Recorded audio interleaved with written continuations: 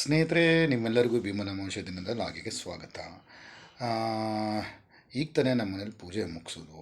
ನಮ್ಮ ಮನೇಲೂ ಕೂಡ ಪೂಜೆ ಅಷ್ಟೇ ನಾವು ಸ್ವಲ್ಪ ಗ್ರ್ಯಾಂಡಾಗಿ ಮಾಡಲಿಲ್ಲ. ಯಾಕೆಂತಂದರೆ ನಮ್ಮ ತಂದೆ ಹೊತ್ತಿರುವಾಗ ಇನ್ನೂ ಕೂಡ 1 ಇಯರ್ ತುಂಬಿಲ್ಲ. ಸೊ 11 ಮಂತ್ಸ್ ಅಷ್ಟೇ. ಸೊ ಅದೇ ರೀತಿಯಾದ ಯಾವುದೇ ರೀತಿಯಾದ ಗ್ರ್ಯಾಂಡಾಗಿ ನಾವೇನೂ ಮಾಡೋಕ್ಕೋಗಲ್ಲ. ಸೊ ಸಿಂಪಲಾಗಿ ನಮಸ್ಕಾರ ಮಾಡಿಕೊಂಡ್ರು, ಯಾವುದೇ ರೀತಿಯ ಪಾಪ ರೋಲ್ ಕಾಲು ಕೇಳಲಿಲ್ಲ. ಸರಿ, ನನಗೆ 12ವರೆಗೆ 1ವರೆಗೆ ಸ್ಕೂಲ್ ಪಿಕ್ ಮಾಡಬೇಕಾಯ್ತು. ಸ್ಕೂಲ್ ಮಕ್ಕಳು ಚಿಕ್ಕ ಮಕ್ಕಳಿದ್ರು. ಸೊ ಅದೇ ರೀತಿ ಇವರು ಕೂಡ ನಾನು ಬರ್ತೀನಿ ಕಣ್ರಿ ಅಂತ ಹೇಳಿದ್ರು. ನಮ್ಮಮ್ಮ ಬೇರೆ ಫೋನ್ ಮಾಡಿದರು. ನನ್ನ ಮಗಳಿಗೆ ಬೇರೆ ರಜಾ ಇತ್ತು. 3 ಜನನೂ ಹತ್ಕೊಂಡು ನಮ್ಮಮ್ಮನ ಹತ್ರ ಹೋಗಿ ಅವ್ರು ಸ್ವಲ್ಪ ಕಾಯಿ ಬಾಳೆಹಣ್ಣು, ಸ್ವಲ್ಪ ಅಕ್ಕಿ ತೊಗೊಳಕ್ಕೆ ದುಡ್ಡು ಬೇರೆ ಕೊಟ್ಟರು. ಅದನ್ನು ಸ್ವಲ್ಪ ಈಸ್ಕೊಂಡು ಅಲ್ಲಿಂದ ನೇರವಾಗಿ ಆಕಾಶ್ ಪಿಕ್ ಮಾಡ್ಕೊಳ್ಳೋಣ ಅಂದ್ಬಿಟ್ಟು ಕಿಡ್ಸ್ ಕೇರ್ ಸೆಂಟ್ರಿಗೆ ಹೋದ್ವು. ಅಲ್ಲಿ ಹೋಗ್ಬಿಟ್ಟು ಆಕಾಶ್ ಪಿಕ್ ಮಾಡಿಕೊಂಡು ಅವ್ರ ಮನೆಗೆ ಬಿಟ್ಟು ಬರಬೇಕಾದ್ರೆ ಸದ್ವಿನ್ಯಪ್ಪ ಒಂದು ಸ್ವಲ್ಪ ಪ್ರಾಜೆಕ್ಟ್ ಮಾಡೋದಕ್ಕೆ ಸ್ವಲ್ಪ ಮೆಟೀರಿಯಲ್ಸ್ ತೊಗೋಬೇಕು, ನಿಲ್ಲಿಸು ಅಂಗಡಿ ಹತ್ರ ಅಂತ ಹೇಳಿದ್ಲು. ಸರಿ, ಪ್ರಾವಿಷನ್ ಸ್ಟೋರ್ ಹತ್ರ ನಿಲ್ಲಿಸ್ದೆ. ಅಲ್ಲಿ ಅವಳು ಏನು ಬೇಕೋ ಅದನ್ನು ತೊಗೊಂಡು ಬಂದಳು.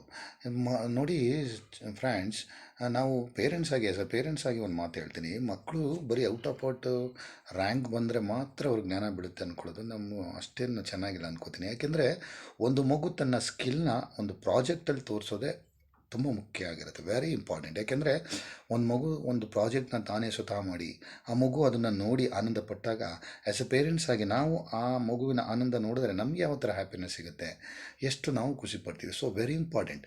ಆ ಸ್ಕಿಲ್ ಡೆವಲಪ್ಮೆಂಟ್ಗೆ ಪ್ರಾಜೆಕ್ಟ್ಗಳು ತುಂಬ ಕಾರಣ ಆಗುತ್ತೆ. ನಾವು ಒಂದು ಸಲ ಸ್ಕೂಲಿಗೆ ಬೈಕೋತೀವಿ, ಟೀಚರ್ಸ್ಗೆ ಬೈಕೋತೀವಿ, ಅಯ್ಯೋ ಏನು ಪ್ರಾಜೆಕ್ಟ್ ಕೊಡ್ತಾರೆ ನಿಮ್ಮ ಸ್ಕೂಲಲ್ಲಿ ಅಂತ. ನಿಜ ಹೇಳಬೇಕು ಅಂದರೆ ಆ ಪ್ರಾಜೆಕ್ಟು ಆ ಮಗು ಮೇಲೆ ತುಂಬ ಪರಿಣಾಮ ಬೀರುತ್ತೆ.